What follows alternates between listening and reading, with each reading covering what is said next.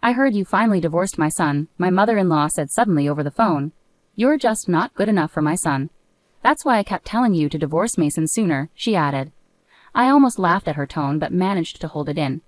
Well, I finally realized I couldn't get along with my mother-in-law since Mason and I divorced 3 years ago, I replied. My name is Faye. I've been living with Chaco, the cat I rescued 2 years ago. Until 3 years ago, I was married. I met my ex-husband, Mason, through a friend, and we got married. At first, I didn't know his true nature, but after we got married, I slowly began to see his real personality. Mason graduated from college, but he had never been scolded much before. He made mistakes at work, got in trouble with his bosses and clients, didn't like apologizing, and quit his job soon after we got married. For a while, Mason hid this from me, and I only found out when I saw his tax slip in the room. When I confronted him, he said, "We're married, so it's okay." Mason then got a job at a different company, but it didn't suit him, so he changed jobs again. I suggested he work in assembly line production if he didn't like dealing with people, but he had too much pride to do a job even a high school graduate could do.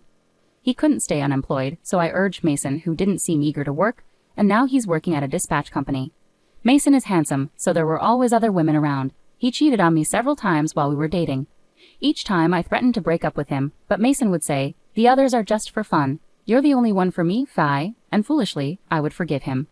This cycle of being cheated on and forgiving him kept repeating.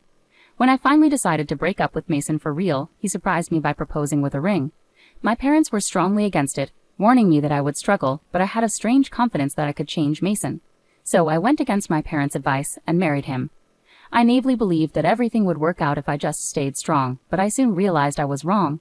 Mason turned out to be a mama's boy. My mother-in-law resented me for taking her son away. Even though we didn't live together because her house and workplace were far away, she called me every day. She would ask, "What's Mason doing? Are you making sure Mason eats properly? You're not making Mason lonely, are you?" These were trivial calls. Instead of calling me, she should have called Mason directly. But I didn't want to be disliked by her just after getting married, so I couldn't argue back and ended up apologizing. I asked Mason to reduce the frequency of his mother's unannounced visits and calls, but he said, "Why? It's fine, isn't it? Don't you hate it when my mom calls you or comes over every day?" He didn't seem to mind at all. So I suggested to my own mother that she start calling Mason every day, just like his mother did to me. I had her ask, "Mason, what's Faye doing now? Are you making sure Faye eats properly? Are you properly grateful to Faye?" I wanted Mason to experience what I was going through. Surprisingly, Mason quickly reacted, "Hey, can you tell your mother to stop calling me every day? It can't be helped, right? My mother has free time too. I can't answer her calls because I have to talk to your mother, so you have to talk to her." No, that's not what I meant. My mom was so happy. Normally, she would get scolded if she called every day just to talk about nothing important, but Mason was so kind and told her she could call as often as she wanted. "I never said that," I protested. "That's strange, isn't it? Because when I asked you to tell your mom to stop calling me every day, you said you didn't care about my mom calling you every day, right?" "Just because I said that doesn't mean she has to call me every day. It's driving me crazy." "Then tell your mother the same thing." "My mother is different. It's exhausting because it's your mother." "It's the same for me. So you should answer your mom's calls." "I will not answer any calls from your mom from now on." After discussing with Mason, I sent a message to my mother-in-law asking her to contact Mason for everything in the future, and I blocked her calls and messages. However, when my mother-in-law realized she couldn't reach me, she started visiting more often. She used to only come on weekends, but now she started coming even on weekdays when I was at work. She used the spare key that Mason gave her without my permission to enter the house and rummage through things as if they were her own. I was really shocked when I came home from work on a weekday and found my mother-in-law comfortably sitting in the house. Her behavior escalated. For instance, she once said, "Where's that Louis Vuitton bag?" "Oh, that it was lovely, so I took it." "Why would you take it without asking? Isn't the wife's stuff the same as mine?" "Don't be so uptight, Faith." She takes my things without asking or says, "Oh, Faith, I borrowed a bit of money." One day around noon, the doorbell rang. I found it was the pizza delivery guy. My mother-in-law, who often drops by unexpectedly, had ordered the pizza without asking me and told me to pay for it. I had no choice but to pay and ended up with 2 pizzas. "There's nothing for you, Faith. If you want some, order your own." She made me foot the bill, and my mother-in-law and Mason enjoyed the pizza right in front of me. I was furious, so in front of them, I took the money my mother-in-law had taken from Mason's wallet and the pizza money, and I left. That night, I ate barbecue alone. Instead of going home, I stayed at a manga cafe and came back early the next day.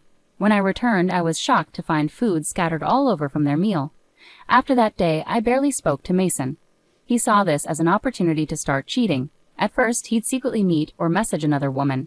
But when he realized I wasn't interested, he openly talked to her on the phone in front of me or made plans to go out with her.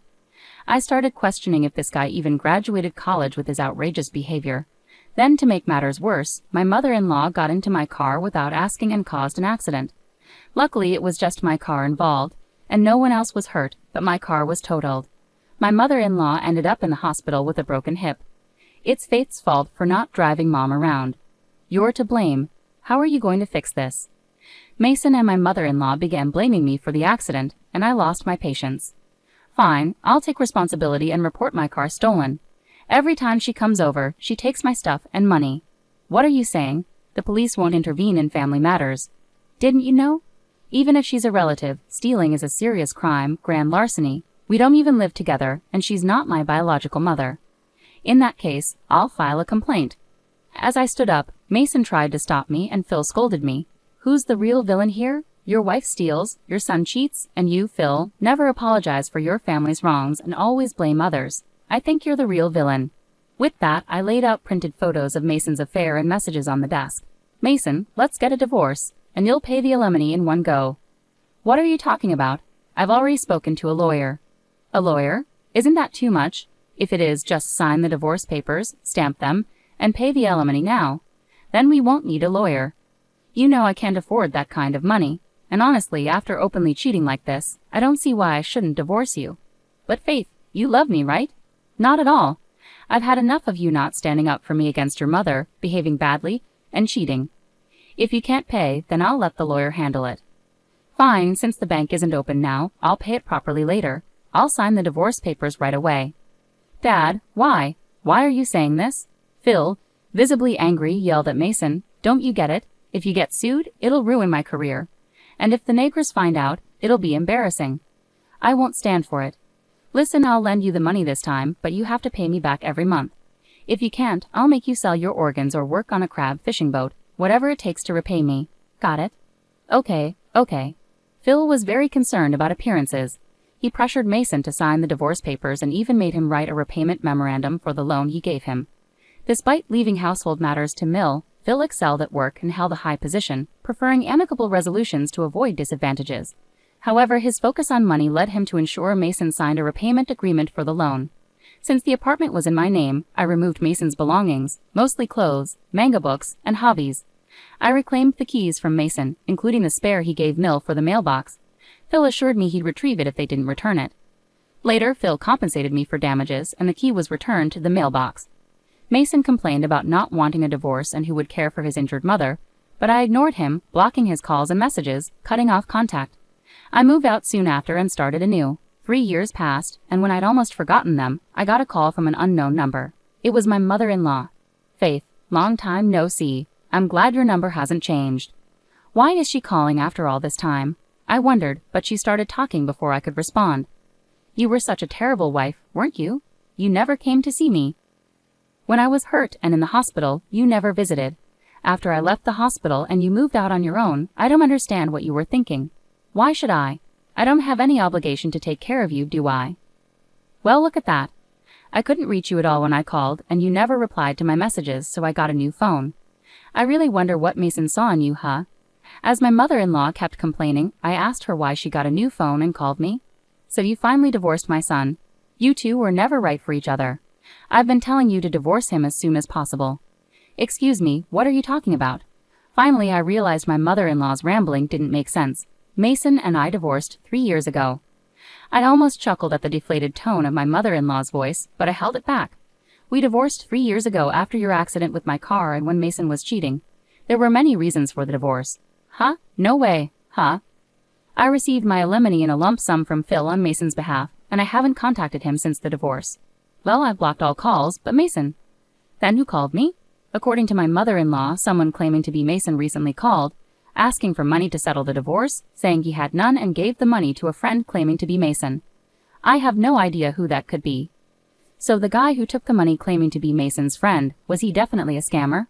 I'm not sure how much was taken, but it sounds like my mother-in-law was scammed out of a shocking amount. But it's not my problem. Well then, as I tried to end the call, my mother-in-law caught my attention. Hey, don't you think I'm pitiful? I do feel sorry for her, but ultimately, it's not my issue. I'll make sure to be cautious and warn my parents. I see this as a lesson learned. Could you lend me some money? Why don't you ask your son? Mason changed his contact info. My husband doesn't know, and I have no idea where he is now. Please, I'm begging you. She was always shameless even when I was married, but I never expected this. I replied, I understand. Well, if you return all the money for the car and appliances that were damaged after you took them, plus the money you stole from my wallet, then I might consider it. I can't possibly repay all that. What are you saying? Asking for that from someone who's now a stranger to you shows a lack of common sense. I could demand it from you right now. Don't you have any compassion? Sorry, I have no compassion left for you. It's unbelievable.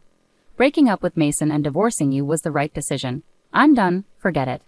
My mother-in-law keeps calling and hanging up on me. To avoid her pestering for money, I blocked her new contact details. It feels like a relief. I was surprised that Mason didn't tell Mill about our divorce 3 years ago, and also that she fell for the scam and took my money. Phil tends to talk a lot, so he probably told Mason not to tell his mother. Phil will be retiring soon, and he'll be furious if he finds out someone scammed a large sum of his retirement savings. Since Phil is retiring soon, he might make my mother-in-law work to pay back the money, no matter how much she begs. She hasn't worked since marrying Phil, so I wonder if she can even find a job. Karma always comes around. Isn't that right, Choco? Choco, lounging in the sunlight on the windowsill, responded with a meow and a yawn. After my divorce, I got involved in rescuing cats. I started raising Choco in my new apartment, joining a friend in volunteer adoption events. I instantly fell in love with Choco when I met him. I kept going back to the rescue organization, helping out however I could. They were always kind and patient, never minding my questions. They'd always asked about Choco's well-being, showing genuine care. I'm proud to have made good friends with such wonderful people. One of them, a man, and I are planning to have dinner together. He used to care for Choco, so he's fond of him. He mentioned how he'd love to keep Choco, but he already has 3 rescue cats at home, so he's unsure about taking on more. When I offered to take Choco, he was thrilled. He's a real cat lover, always talking about rescue cats, his own pets, and sharing stories about Choco. He understands how coming home to cats after a tiring day melts away the stress. Our conversation was lively, and for the first time in a while, I felt genuinely happy chatting with a man. I'm not rushing into marriage, but this time I want to take things slow and get to know him well, hoping to build a wonderful family together eventually.